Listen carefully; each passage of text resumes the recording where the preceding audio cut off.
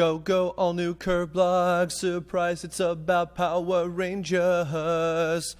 So, last week apparently was the 22nd anniversary of Mighty Morphin Power Rangers airing in America, all the way back in, I think August of 1993. And I decided to tackle this question that I got from the Robbie545. Hey, Kirb, since you did Parody Rangers, I would like to assume that you were/are a huge Power Rangers fan. Can you tell us about your experiences with Power Rangers and things such as the fandom?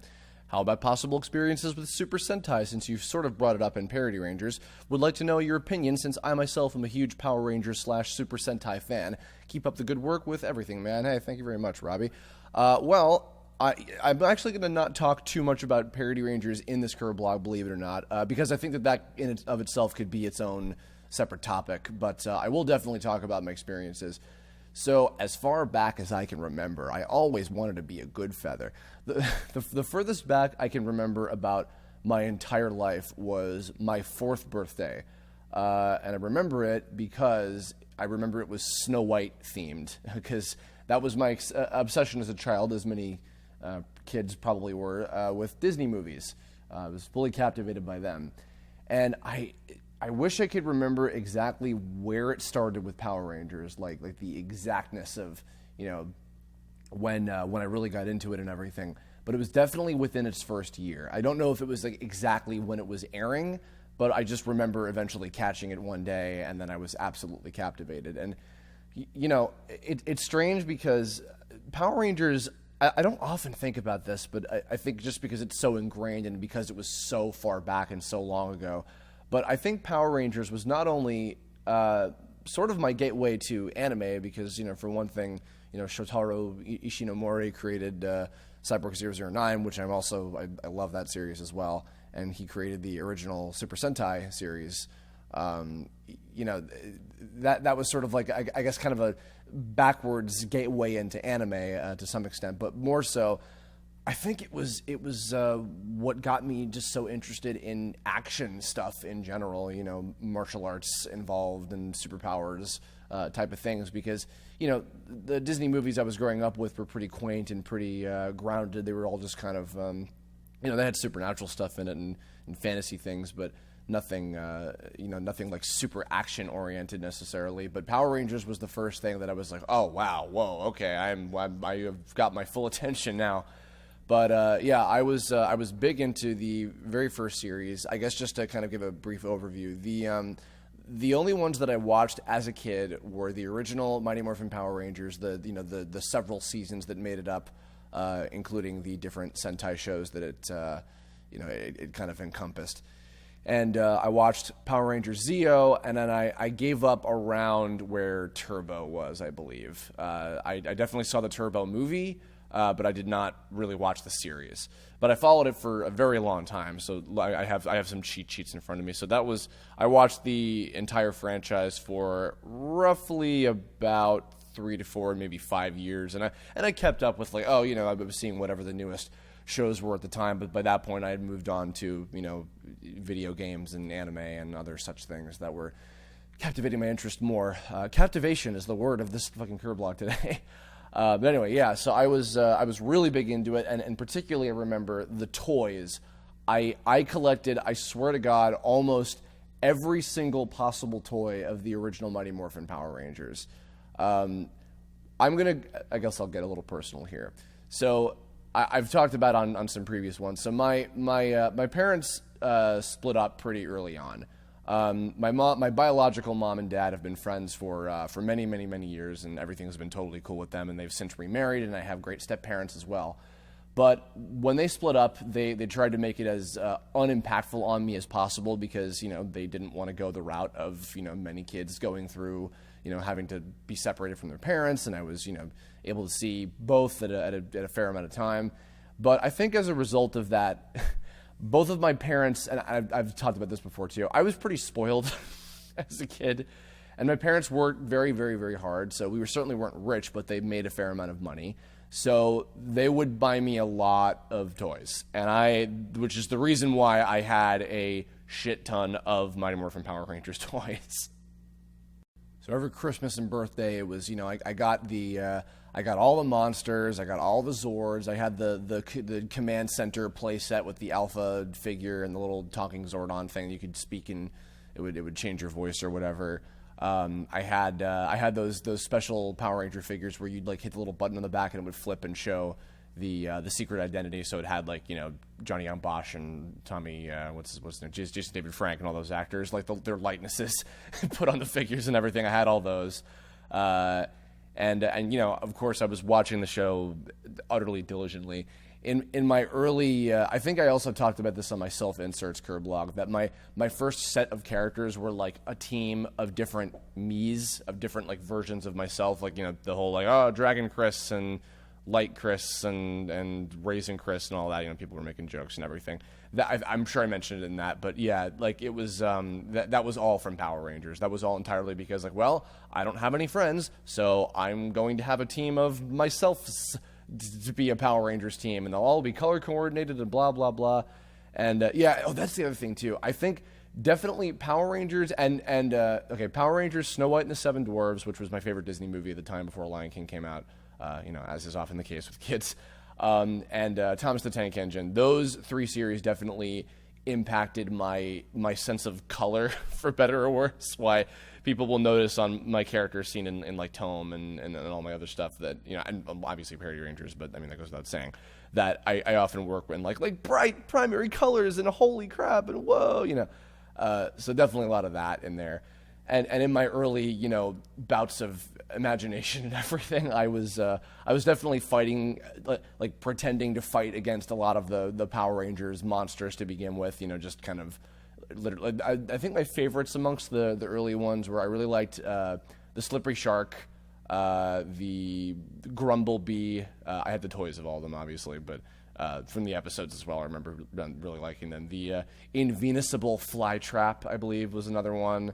And Pete and Repeat, which was the two-headed evil bird creature. And I think that actually a lot of those were from the second season where they had the White Ranger come in, because I can't remember what Sentai show that one was derived from, where they had the Thunder Zords, quote unquote, and, you know, the combining the two different suits together or whatever. Yeah, I definitely was big into that, and that inspired a lot of creativity and a lot of imagination and a lot of different weird shit going on. And and I think also, if I'm remembering correctly, I think that this was also the first show I got into that had a continuing storyline, because I definitely remember seeing the Green Ranger stuff, and I think if I'm also remembering right, that's going to be the whole theme of this. If I'm remembering correctly, I don't know, because it was like 20 freaking years ago. I think that I did not see the Green Ranger saga, like the 6-part thing or whatever, happening as it was airing on TV. I believe I saw that later on video, because they had like, and I'm sure maybe a couple people remember this, but they had like individual 1-episode VHS tapes for each of them. And because I remember, I think I rented a bunch of the the early ones that would have like the cool illustrations of each Ranger fighting against a bad guy on the cover, and the little progression of like Animorphs type graphics on the bottom of like them, and then the Ranger mask, and then the Zord of their appropriate character, etc. And then the Green Ranger, you know, Green with Evil saga or whatever, that 6-episode series, that was a series of tapes, and I remember renting those, wanting to catch up, and it became a little difficult later on to figure out exactly what the hell was going on, because I remember, like, when the Alien Rangers came in, the quote-unquote Alien Rangers, which was from another show entirely. I think that was also the show where the White Ranger might have come from. No, I'm wrong. Sorry, that was the one after that. That was the Ninja show. But I remember seeing that, and I was like, oh, they keep turning all the characters into little kids. I think they did that like twice at least, you know, by the time that like Kat and later characters kind of came in and replaced a lot of the actors. Definitely went to go see the movie. I think I probably saw it on opening day. In fact, I just remembered recently I got these like Discovery Zone like cards that would like kind of you'd put them together and make like a little picture of the characters or something. But yeah, I definitely went to go see the movie when it was in theaters. I don't remember if I saw it on opening day, but yeah, it was. I still, you know what? I still go back and I watch the movie and I enjoy it for what it is, because the show is not. The show does not entirely hold up, but the movie has like some amusing like kind of goofball, like, oh, this is silly kind of moments, but it even then it's certainly not like, you know, anything like amazing. Now, when I say that, I'm saying that objectively. I don't mean to be like, "Oh, Power Rangers sucks" or whatever. Now that the wool's been lifted from over my eyes or whatever. But because I was obsessed with it as a kid, and there's certainly some value in that. I don't think it was a fluke, and I think it had a positive impact on kids. It definitely got a lot of shit back in the day. I wasn't really in the midst of the whole controversy of like, oh, they're fighting and they're controversy and oh god, like this is destroying the youth of America, just teaching them violence or whatever. I wasn't really in the midst of that because I just didn't care really. But I feel like it had a pretty positive impact on me for what it is. So as goofy as it was, and while it's very of its time, the original Mighty Morphin Power Rangers. It definitely deserves its credit, and I would be lying if I were to say I'm not excited about this new live action movie that is hopefully still going to come out. I'm trying not to get my expectations up too high, not because I think it might be bad, but because I feel like it could be canceled at any moment. Just it seems like one of those kind of projects, but we'll see what happens. While I didn't really follow a lot of the later series, I've been told by people that grew up with like SPD and Wild Force and Jungle Fury, a lot of that, a lot of that kind of stuff. I've been told that they were good, so I can't criticize them too much. I'm sure they probably have a lot of value to them, and I'm sure they probably got better writers and had better ideas for plots and things, based off of what the footage was and everything. On that note, sorry, one more side note. While we're still talking about that generation of everything, I also went to go see the Power Rangers live show. With the suit actors like there in person or whatever, and like that lion thing where you had like the audience had to cheer really loud to destroy it or whatever, or to weaken it. I was there for that. It was pretty ridiculous. Anyway, moving on. So Sentai, I definitely cannot remember exactly where I learned about or figured out the whole idea of like where the Power Ranger series came from and like what the Sentai stuff was and how it derived from that and everything. I don't remember exactly where I first found that. It might have been like Power Rangers database or some basic kind of like fan site like that or something. I really can't remember for the life of me. But by the time that I did find that out, I was already well enveloped in the anime world. And when I learned about, it's the footage that's like kind of interspliced in, and they filmed the new stuff, I was like, oh, that completely makes sense now. And suddenly it was like all kind of putting together of, oh, this is why the footage looked a little different, a little weird compared to it, and the quality was a little different, and the mouth flaps were all strange and off sync with the bad guys and everything. So it certainly wasn't like, oh man, like my childhood is ruined. It was like, oh, this is cool. I'm completely interested in this. And I think I want to say that I watched the first episode or two of Zyuranger, of Kyoto Sentai Zyuranger, when I first learned about that. I must have found it somewhere. You know what? I think it might have been before YouTube had become like really massive. So I might have had some difficulty in finding it. I probably had to torrent it somewhere. Yeah, sorry. Support the official release. You can buy it now. I definitely was really, really interested in like the whole prospect of that.